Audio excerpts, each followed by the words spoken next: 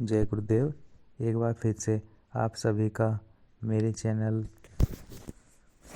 सिद्धाश्रम मार्ग पर मैं अमित स्वागत करता हूं। और आज जिस विषय को मैं आपके समक्ष लेकर आया हूं वह अति महत्वपूर्ण विषय प्रेत साधना या कह लीजिए पिशाच साधना, और जिससे भी यह चीज़ें जुड़ी हैं तामसिक, वह ही विषय में आज आपके समक्ष लेकर उपस्थित हुआ हूँ। और आपको समझाने की कोशिश करूँगा कि अगर हम कोई तामसिक निम्न स्तर की योनि की साधना कर रहे हैं तो हमें वह साधना कैसे करनी चाहिए और कौन सी साधना हमें करनी चाहिए जिससे हम लाभ प्राप्त कर सकें और अपने कार्य को पूर्णता दे सकें। तो ये जो साधना मैं कह रहा हूँ कि आपके समक्ष जो लेकर आया हूँ वह साधना के विषय में कुछ बातें जो आपको समझनी होंगी।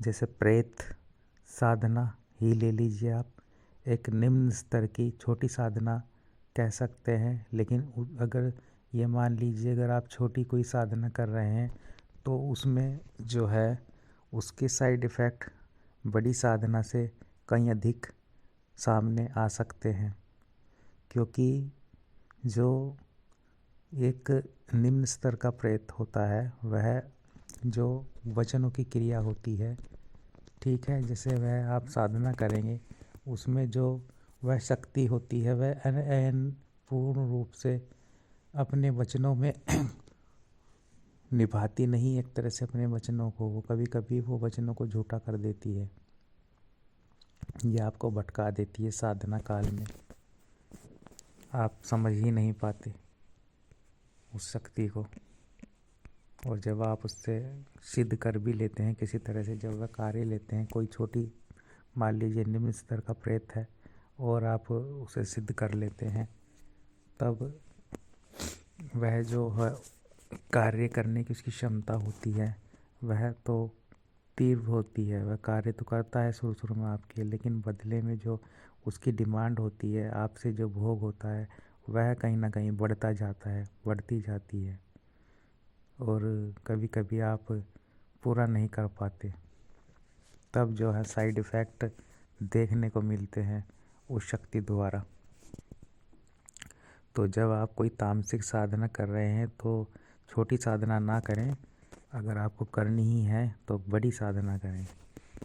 जैसे आप बेताल की साधना कर सकते हैं, क्योंकि वह जो शक्ति है वह एक प्रचंड शक्ति है, उसे आप छोटा नहीं कह सकते। वह अपने वचनों में भी पूर्ण रूप से कायम रहने वाली शक्ति है, और सबके जो है असंभव से असंभव कार्य को पूर्ण रूप से संभव बना देने की क्रिया बेताल द्वारा की जा सकती है।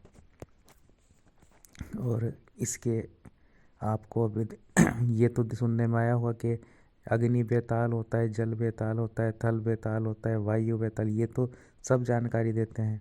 लेकिन आपको किसी ने ये जानकारी नहीं दी होगी कि जो बेताल हैं उनके कार्य भी कहीं ना कहीं अलग अलग होते हैं, और आप अलग अलग समस्याओं के लिए एक अलग बेताल की साधना करनी होती है।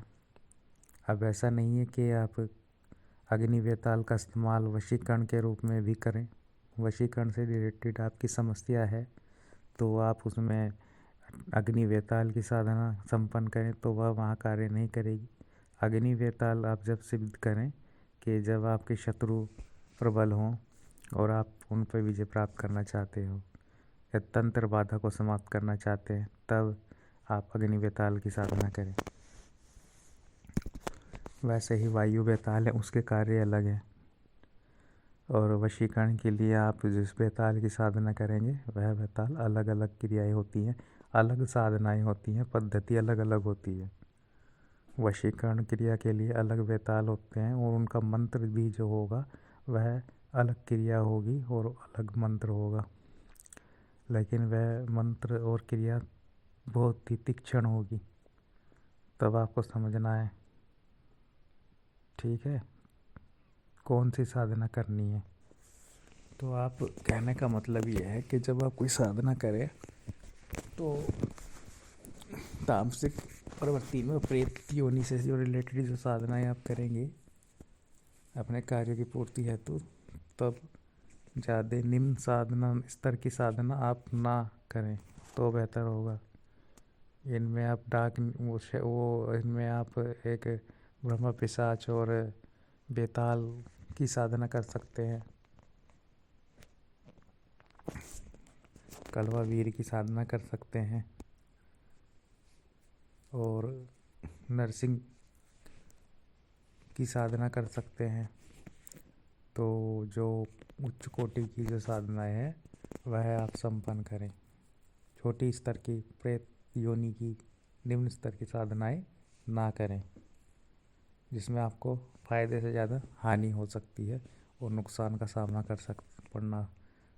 पड़ सकता है। आपको नुकसान का सामना ज़्यादा करना पड़ेगा, इतनी हानि होगी जिसकी कोई सीमा नहीं होगी।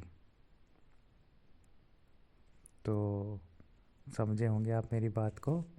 आज इस वीडियो को मैं इसी टॉपिक पर लेकर आया था और आगे जो साधनाएं होंगी वह बेताल से रिलेटेड एक वीडियो जो है इस विषय पे ही मैं फुल बनाऊंगा और वह साधना पद्धति भी आपको समझाने की कोशिश करूंगा, हो सकेगा तो।